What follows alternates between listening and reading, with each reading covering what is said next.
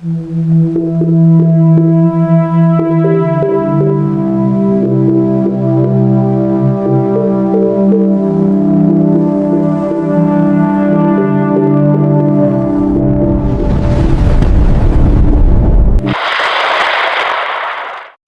araw sa inyong lahat. Narito na po ang pinakamalalim na update sa ating minomonitor na Tropical Storm Ada ngayong araw ng Sabado, ika-17 ng Enero taong 2026. Sa kasalukuyan, mas lalong lumakas ang bagyong Ada. Ito ay may taglay na lakas ng hangin na 75 km per hour malapit sa sentro na may mga pagbugso na umaabot hanggang 90 km per hour. Ang bagyo ay kumikilos patungo sa west-northwest direksyon sa bilis na 15 km per hour at bahagya ng lumalapit sa silangang bahagi ng Visayas kung saan nararamdaman na ang kanyang lakas. Ang huling naitalang posisyon ng sentro ng bagyong Ada ay nasa 205 km sa silangan ng Catarman, Northern Samar. Dahil sa paglakas nito at paglapit sa ating kalupaan, itinaas na po natin ang Tropical Cyclone Wind Signal number 2 sa ilang bahagi ng Luzon at Visayas, habang ang iba pang lugar ay nasa TCWS number 1.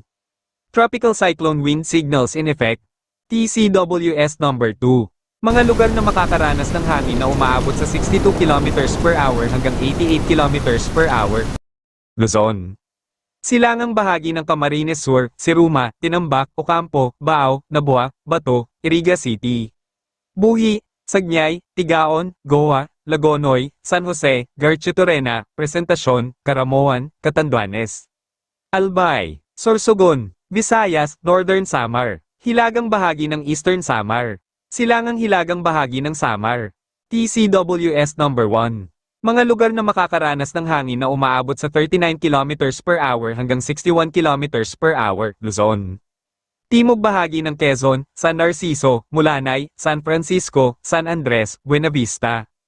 Katanawan, Lopez, Calawag, Ginyangan, Tagkawayan, Quezon, Alabat, Gumaca, General Luna, Macalelon, Pitogo. Camarines Norte. Natitirang bahagi ng Camarines Sur.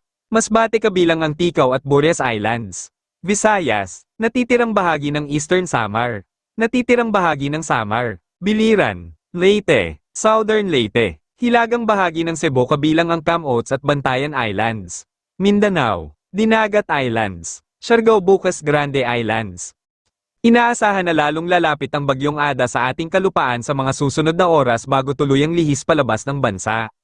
Sa kasalukuyan, nanalasa na ang kanyang mga hangin sa silangang bahagi ng Visayas, at sa mga susunod na oras ay lalapitan pa nito ang silangang bahagi ng Northern Samar, bago baybayin ang silangang bahagi ng Bicol Region kabilang ang Sorsogon, Albay, Catanduanes, Camarines Sur, at Camarines Norte kung saan malapit ang sentro ng bagyo. Mahalagang paalala, kahit na hindi direktang maglandfall ang sentro ng bagyong Ada, apektado pa rin ang mga lugar na malapit dito ng malakas na hangin at pag-ulan. Rainfall warnings. Batay sa pinakabagong satellite image, makikita ang matingkad na pulang kulay na nagpapahiwatig ng malakas na pag-ulan at hangin. Mayroon tayong nakataas na weather advisory para sa malakas na pag-ulan na maaaring maranasan mula ngayong gabi hanggang mamayang umaga, at maaaring tumagal pa hanggang bukas ng hapon o gabi. Red Rainfall Warning, inaasahang makakaranas ng 200 mm o higit pang pag-ulan na maaaring magdulot ng malawakang pagbaha at posibleng pagguho ng lupa.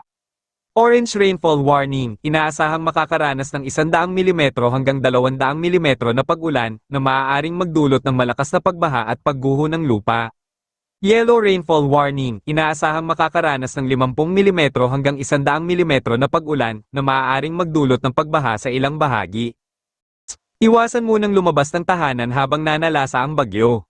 Kung kailangang lumabas, magdala ng kapote o payong, at magsuot ng bota kapag lumulusong sa baha para maiwasan ang leptospirosis. Batay sa pinakabagong track ng bagyong Ada, pagkatapos nitong dumaan sa silangang bahagi ng Visayas at Luzon ay tutuluyan na itong lilihis ng ating bansa. Habang lumalayo ito, posibleng humina ang lakas nito at mabawasan ang kategorya mula sa tropical storm patungo sa tropical depression. General weather. Luzon, Hilagang Luzon, Batanes, Babuyan Group of Islands, Cagayan Valley, Apayao, Ilocos Norte, Abra, Kalinga, Isabela, Mountain Province. Ifugao, Benguet, La Union, Nueva Vizcaya, Quirino, Aurora, Pangasinan, Nueva Ecija, Zambales, maaliwalas na panahon na sinasamahan ng maulap na kalangitan at kalat-kalat na pag-ulan dahil sa hanging amihan. Timog Luzon, Southern Quezon, Camarines Norte, Camarines Sur, Albay, Sorsogon. Masbate, Catanduanes, Romblon, Marinduque, Oriental Mindoro, Occidental Mindoro, makakaranas ng pag-ulan dahil sa bagyong Ada. Natitirang bahagi ng Timog Luzon, maulap na kalangitan na sinasamahan ng kalat-kalat na pag-ulan na maaaring lumakas habang lumalapit ang bagyo. Visayas, buong Visayas ay makakaranas ng napaka-maulap na kalangitan at malalakas sa pag-ulan dahil sa bagyong Ada. Lalo na sa Northern Samar, Eastern Samar, Biliran.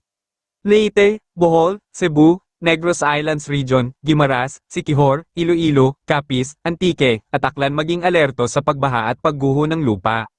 Palawan at Mindanao. Northern Mindanao, Caraga, Central na Mindanao, Zamboanga Peninsula, maulap na kalangitan na may kalat-kalat na pag-ulan dahil sa thunderstorm na dala ng bagyo.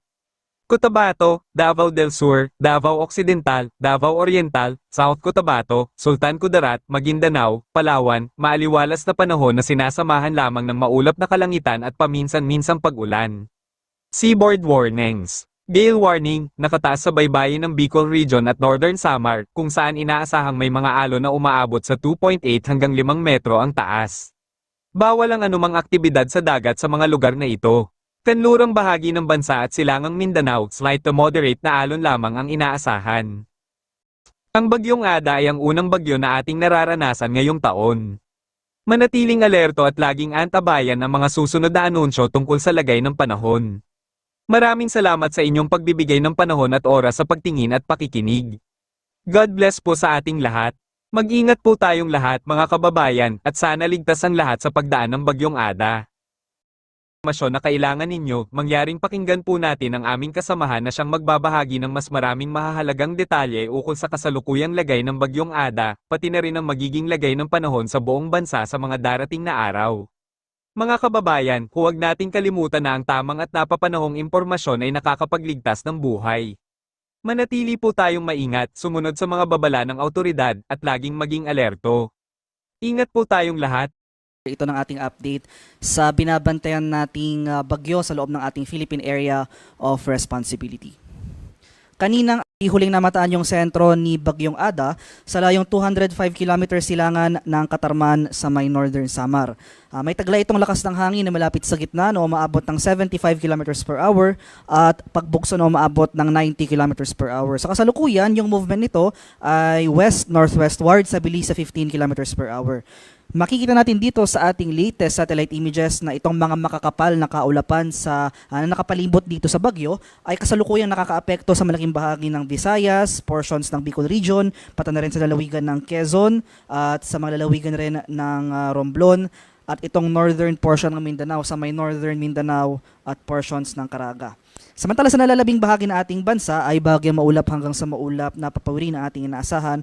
For Mindanao, nandyan yung tsansa ng thunderstorms at for northern and central Luzon, nandyan pa rin yung mga tsansa ng light rains o pag-ambon na dulot ng hanging amihan. At ito yung ating latest track and intensity forecast. No? So makikita natin dito for the next 24 hours ngayong gabi hanggang bukas, magpapatuloy yung generally west-northwestward na paggalaw nitong si Bagyong Ada and tomorrow evening until Sunday ay bahagyang magpapalit yung direksyon nito. Dito na magsisimula yung recurving or yung pag-recurve ni Bagyong Ada. So from tomorrow evening to Sunday, magiging northward na yung paggalaw ni Bagyong Ada and Sunday to Monday ay magiging northeastward yung paggalaw nito. So makikita natin dito na magre-recurve itong track ni Bagyong Ada palayo sa ating bansa. So generally palihis yung direksyon nito. Mapapanatili nito ang tropical storm category habang binabaybay itong karagatan sa silangang bahagi ng Southern Luzon at Visayas and saka lamang po natin ito nakikitaan ng senyales ng paghina into a tropical depression category once na lumayo na ito papalayo dito sa mga kalupaan ng ating bansa. So possible by Tuesday or Wednesday ay isa na lamang itong tropical depression na kung saan posibleng mabawasan na yung epekto nito sa ating kalupaan. So for tomorrow, inaasahan natin, no, base sa ating track forecast, inaasahan natin yung close approach o yung paglapit ng sentro ni Bagyong Ada dito sa area ng Eastern Samar or Northern Samar. So tomorrow evening to Sunday, magpapatuloy yung generally west-northwestward na paggalaw nito na kung saan posible naman itong mag-close approach sa bahagi ng Catanduanes area. So kung meron tayong further westward shift sa ating track, ay hindi natin inaalis yung posibilidad ng landfall o yung direktang pagtama ng sentro ni Bagyong Ada dito sa area ng Eastern Visayas or Bicol region. Kaya patuloy po tayong umantabay sa mga succeeding tropical cyclone bulletins. And as of 11 p.m., ito yung mga lugar na nakasailalim sa ating tropical cyclone wind signal. So may signal number itong nakataas dito sa eastern portion ng Camarines Sur, sa Catanduanes, Albay, Sorsogon, Northern Samar, itong northern portion ng Eastern Samar, at itong northeastern portion ng Samar. Kaya ito yung mga lugar na pinakamaapektuhan ng mga malalakas na hangin na dulot ni Bagyong Ada. Samantala, may signal number 1 naman tayo nakataas dito sa southern portion ng Quezon, Camarines Norte, nalalabing bahagi ng Camarines Sur, pati na rin dito sa Masbate, kabilang ang Ticao at Burias Islands. May signal number 1 rin tayo nakataas dito sa nalalabing bahagi ng Eastern Samar, nalalabing bahagi ng Samar sa may Biliran, Leyte, Southern Leyte, itong northern portion ng Cebu, kabilang ang Camotes at Bantayan Islands, Dinagat Islands, pati na rin dito sa Siargao at Bukas Grande Islands. Kaya sa mga nabanggit ko pong lugar, especially areas under wind signal number 2, patuloy po tayong maging handa sa mga malalakas na bugso ng hangin na dulot ng papalapit na Bagyong Ada. And sa mga lugar naman na walang nakataas na tropical cyclone wind signal, posible pa rin tayo makaranas ng mga malalakas na hangin possible dahil sa epekto ng northeast monsoon as well as yung outer rain bands ni Ada. So posible po tayong magtaka, no? Wala po tayong wind signal sa ating lugar pero malalakas yung hangin na ating nararanasan. So for today, dito sa area ng Batanes, Babuyan Islands, Ilocos Norte, Aurora, Quezon, pati na rin dito sa Lubang Islands, Oriental Mindoro, Romblon, Marinduque, Cuyo Islands, Bicol Region, sa may Visayas, Surigao del Norte, Agusan del Norte, Surigao del Sur, Davao Oriental, Davao Occidental at Sarangani. So yung mga lugar na hindi sa ilalim sa anumang tropical cyclone wind signal, posible pa rin pa tayong makaranas ng mga malalakas na bugso ng hangin. Posible magpatuloy yung mga malalakas na hangin na ito starting tomorrow at sa araw ng linggo. So malaking bahagi pa rin ng Luzon as well as Visayas at itong northeastern portion ng Mindanao habang tinatawid nitong si Bagyong Ada, itong karagatan sa silangang bahagi ng ating bansa. Kahit na wala pa tayong wind signal, posible pa rin tayong makaranas ng mga malalakas na bugso ng hangin.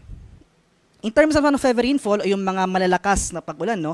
So for the next 24 hours, tonight to tomorrow evening, so simula ngayong gabi nakakaransa tayo ng mga pag-ulan dito sa silangang bahagi ng Southern Luzon at Visayas. So posibleng umabot ng higit 200 mm sa pag-ulan ang ating mararanasan dito sa Northern Samar. Samantala, 100 to 200 mm na pag-ulan ang mararanasan dito sa Camarines Sur, Catanduanes, Albay, Sorsogon, Masbate, Biliran, Samar at Eastern Samar. Itong outer periphery ng bagyo, 50 to 100 mm ang posibleng maranasan dito sa area ng Camarines Norte, Cebu, Leyte, Southern Leyte at sa Bohol. Kaya generally, no, eastern section ng Visayas at Southern Luzon, Eastern Visayas, Bicol Region, patuloy po tayong maging handa at alerto sa mga banta ng flooding at landslides dahil kumbaga tonight to tomorrow evening ito yung mga ito yung peak ng ating mga pag-ulan na mararanasan.